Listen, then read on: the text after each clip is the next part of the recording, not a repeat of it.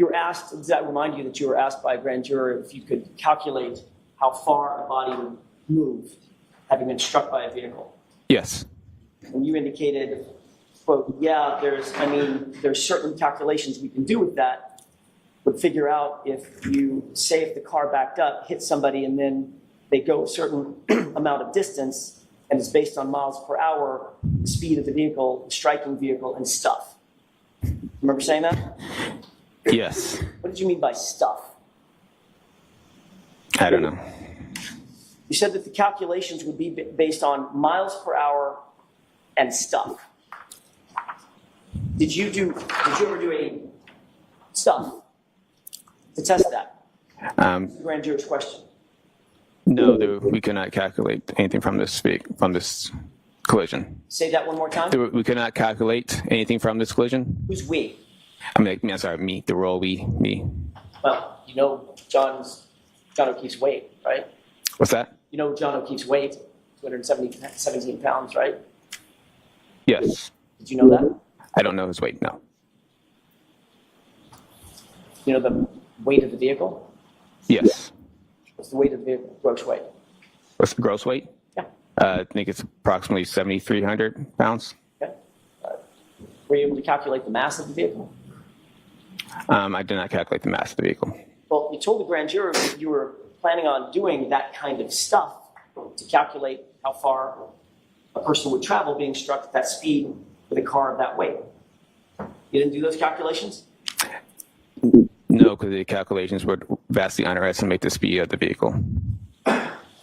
You testified, again, my report isn't done yet. I'm going to look into it. I'm looking into all that stuff, end quote, correct? Yes. There's that word again. It's been more than 2 years since that statement at the grand jury. Is your report finished? Yes, it is. Did you engage in any of those calculations? I looked into it. This type of collision I would not be able to use the formulas for this type of collision. Well, let's talk about those formulas. How would you calculate how far a body at rest would travel after being struck by an object in motion? How would you calculate that? In pedestrian collisions, I use a Searle throw formula. A what formula? Searle. What does that mean? It's a type of formula that would use for a calculation of post-impact speeds for pedestrians. That includes certain principles of physics to calculate that, right? What do you mean? I'm sorry? What do you mean by certain forms of physics? There would be physics calculations that would be required to figure out how far a body at rest would move having been struck by an object in motion. Right. That's a basic principle. Yeah, I guess you could say though. All right. Can you describe for the jurors exactly what calculations you would need to employ to determine how far a body at rest would travel having been struck by an object in motion? So, in this scenario, in this collision, it's more of a side swipe. So he did not